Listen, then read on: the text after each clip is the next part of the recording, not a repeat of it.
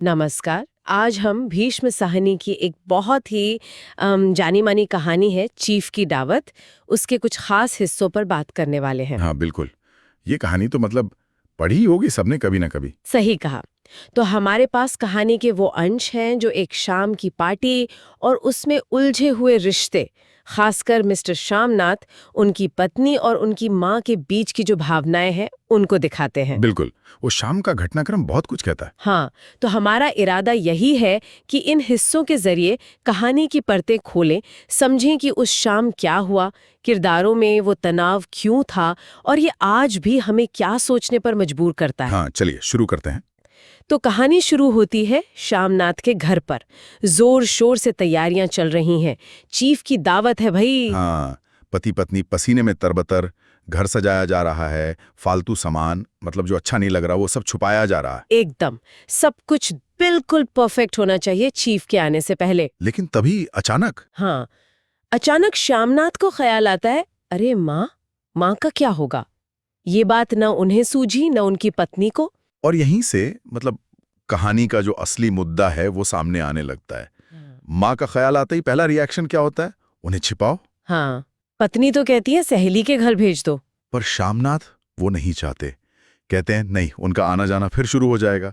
उनका समाधान क्या है? माँ जल्दी से खाना खाकर अपनी कोठरी में चली जाएं, मेहमानों के आने से पहले। हाँ, मतलब शुरू से ही माँ को एक एक प्रॉब्लम की तरह देखा जा रहा है ना? बिल्कुल, एक रुकावट। और ये रुकावट तब और बढ़ जाती है जो पत्नी कहती है अरे उनके खर्राटे। ओ हाँ, कोठरी तो बरामदे के पास है, जहाँ मेहमान खाना खाएंगे।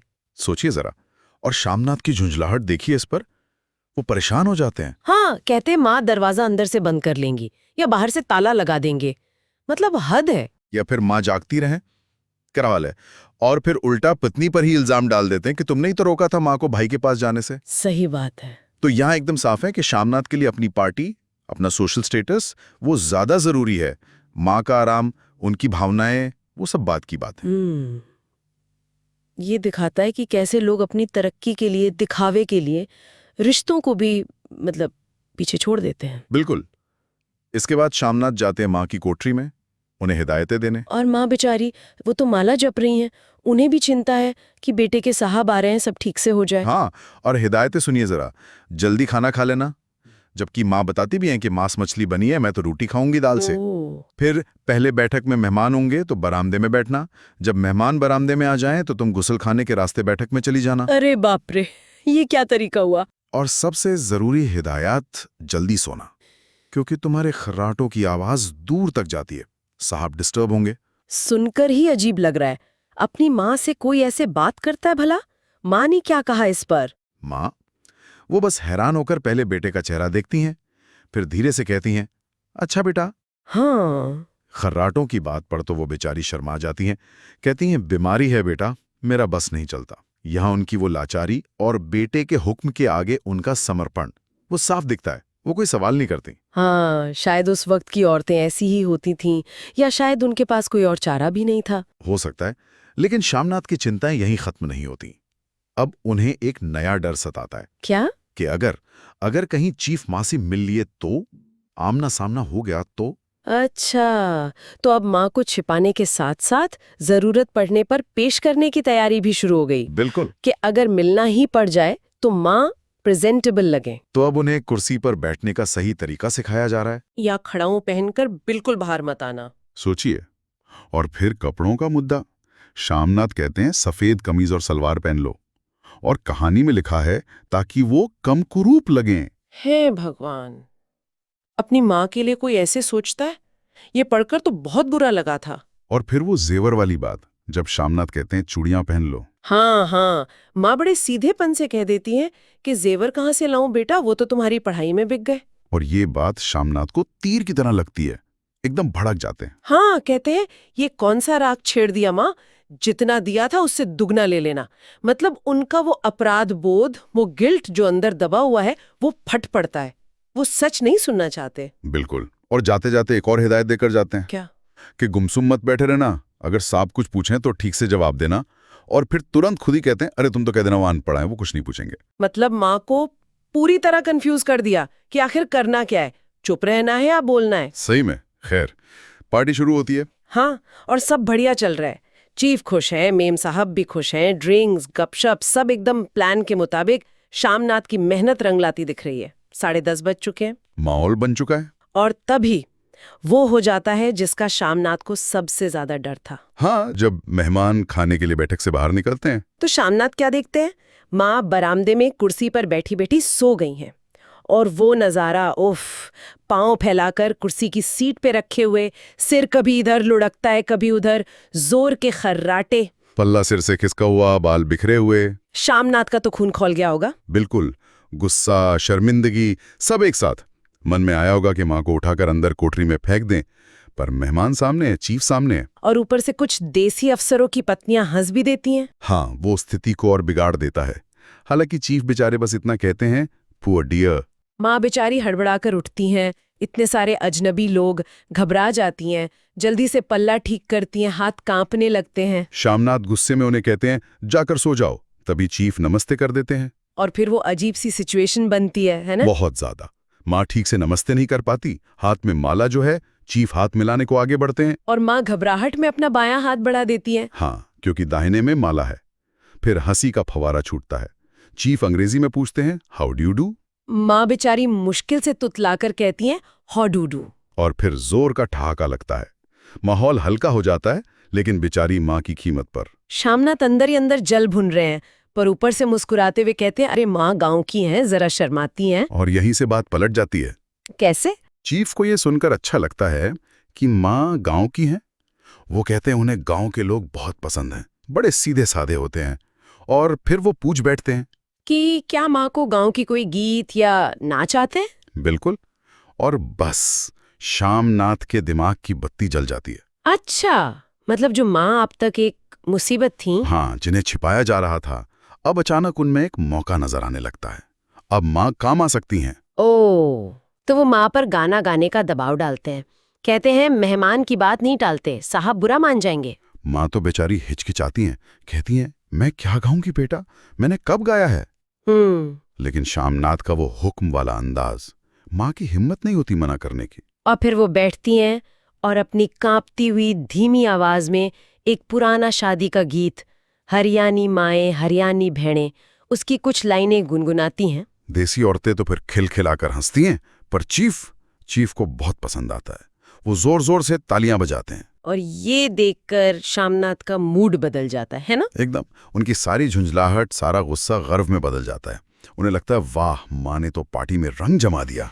तो अब माँ अड़चन से एसेट बन गई। बिल्कुल, काम की चीज।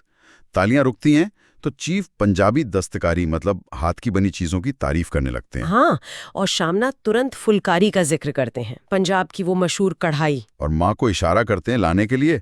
माँ अंदर से एक पुरानी फटी हुई सी फुलकारी लाती हैं। चीफ उसे बड़े ध्यान से देखते हैं, उन्हें पसंद आती है। और शामनाथ वो एक पल नहीं लगाते, फौरन चीफ से वादा कर देते हैं, माँ आपके लिए एक नई फुलकारी बना देंगे। बिल्कुल नहीं। माँ मना भी तो करती हैं, कहती हैं मेरी नजर कमजोर हो गई है, बूढ़ी आंखें अब कहाँ देख पाएंगी इतना बारीक काम। लेकिन शामनाथ उनकी सुनते कहाँ हैं। वो माँ की बात काट कर चीफ को यकीन दिलाते हैं, अरे साहब, ये जरूर बना देंगी, आप देखिएगा कितनी बढ़िया बनाएंगी, आप खुश हो जाएंगे। ये तो बहुत ही ज्यादा है। मतलब माँ की मर्जी, उनकी सेहत कुछ मायने नहीं रखता। कुछ नहीं, माँ अब बस एक साधन है, बेटे की तरक्की का एक जरिया। उनकी कला, उनका हुनर अब बेटे के काम आएगा। इसके बाद मेहमान खाने पर चले जाते हैं और माँ चुपचाप सबसे नजरें बचाती हुई अपनी कोठरी में चली जाती हैं। और वहां जाकर वो दरवाजा बंद करके फूट फूट कर रो पड़ती हैं। जैसे बरसों का जो दर्द था, जो अपमान सहा था, वो सब आंसुओं में बह निकलता है। वो चुप होने की कोशिश करती हैं, भगवान को याद करती हैं, बेटे की लंबी उम्र की दुआ करती हैं, पर आंसू हैं कि रुकते ही नहीं। कितना दुखद है ये। फिर क्या होता है? पार्टी खत्म होती है। हाँ, आधी रात का वक्त है, मेहमान जा चुके हैं, घर में शांति है। माँ शायद थक कर दीवार से टेक लगाकर सो गई हैं या ऊँग रही हैं। तभी जोर से दरवाजा खटखटाता है। माँ घबरा जाती होंगी, सोचती होंगी क्या फिर कोई गलती होगी मुझसे। बिल्कुल, कांपते हाथों से दरवाजा खोलती हैं।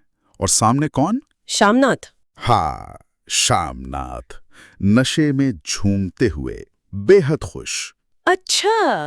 अंदर आते हैं और सीधा माँ को गले लगा लेते हैं। कहते हैं, हो अम्मी, तुमने तो आज रंग ला दिया। साहब तुमसे इतना खुश हुआ कि क्या कहूं। वाह अम्मी वाह। ये सुनकर माँ की आंखों में फिर से आंसू आ जाते हैं, शायद खुशी के या पता नहीं। वो धीरे से कहती हैं, बेटा तुम मुझे हरिद्वार भेज दो, मैं कब से कह रही हूं। और बस ये सुनते ही शामनाथ का सारा नशा, सारी खुशी, सब गायब। पल भर में चेहरे पर वही तनाव लौट आता है, बाहें माँ के गले से हट जाती हैं, गुस्सा, वही पुराना गुस्सा लौट आता है। और कहते हैं, क्या कहा माँ, हरिद्वार? ये कौन सा राग तुमने फिर छेड़ दिया? हाँ, तुम मुझे बदनाम करना चाहती हो क्या? लोग क्या कहेंगे, बेटा माँ को रख नहीं सकता। माँ कहती हैं कि बस अब आखिरी वक्त है, भगवान का नाम लेना चाहती हूँ। लेकिन शामनाथ के पास अब अपना तुरुप का इक्का है। वो फुलकारी वाला मुद्दा उठाते हैं। ओहो, हाँ। कहते हैं तुम चली जाओगी तो फुलकारी कौन बनाएगा? मैंने साहब से जुबान दे दी है। और फिर इसे सीधे अपनी तरक्की से जोड़ते हैं। हाँ, कहते हैं कि साहब खुश होगा तो मुझे तरक्की मिलेगी, बड़ी नौकरी मिलेगी। ये उनका आखिरी दाव है माँ को रोकने का। और ये दाव काम कर जाता है। सच में? माँ मान जाती हैं। हाँ। बेटी की तरक्की की बात सुनकर माँ का चेहरा बदलने लगता है। कहानी में लिखा है, झुर्रियों भरा मुंह खिल उठता है, आंखों में चमक आ जाती है। अरे, वो पूछती हैं, तो तेरी तरक्की होगी बेटा, साहब तुझे बड़ी कुर्सी देगा? शामनाथ हाँ कहते हैं। और माँ? माँ कहती हैं, तो मैं बना दूंगी बेटा, जैसे बन पड़ेगा बना दूंगी। ओह। और फिर वो मन ही मन बेटे के सुनहरे भविष्य की कामना करने लगती हैं। शामनाथ उन्हें सोने को कहकर चले जाते हैं और कहानी यहीं माँ के इस अंतिम समर्पण पर खत्म हो जाती है। कमाल है, मतलब अपनी सारी तकलीफें, अपना सारा अपमान भूलकर वो फिर से बेटे की खुशी और तरक्की के लिए तैयार हो जाती है। हाँ, उनकी अपनी इच्छाएं, उनका आत्मसम्मान, सब बेटे की महत्वाकांक्षा के आगे हार मान लेता है। तो ये थी चीफ की दावत के इन हिस्सों की हमारी पड़ताल। हमने देखा कि कैसे एक माँ जो पहले एक बोझ समझी जा रही थी, जिसे छिपाने की कोशिश हो रही थी, वही माँ पहले अनजाने में पार्टी का केंद्र बनती है और फिर कैसे उसके हुनर का इस्तेमाल बेटा अपनी तरक्की की सीढ़ी बनाने के लिए करता है। ये कहानी वाकई कई गहरे सवाल पीछे छोड़ जाती है। बिल्कुल। जैसे माँ का आखिरी में फुलकारी बनाने का फैसला, क्या ये सिर्फ माँ का प्यार और त्याग था, या इसमें कहीं ना कहीं वो सामाजिक दबाव, वो मजबूरी, उनके पास कोई और विकल्प न होना, वो सब भी शामिल था? हाँ, सोचने वाली बात है। और शामनाथ की वो सफलता? हाँ, क्या ऐसी सफलता वाकई सफलता है जो इतने मानवीय रिश्तों और भावनाओं को कुचल कर हासिल हो? क्या कीमत चुकाई सफलता की? बिल्कुल। ये कुछ ऐसे सवाल हैं जिन पर ये कहानी हमें आज भी सोचने को मजबूर करती है। सही कहा। इस चर्चा में शामिल होने के लिए बहुत बहुत धन्यवाद। धन्यवाद।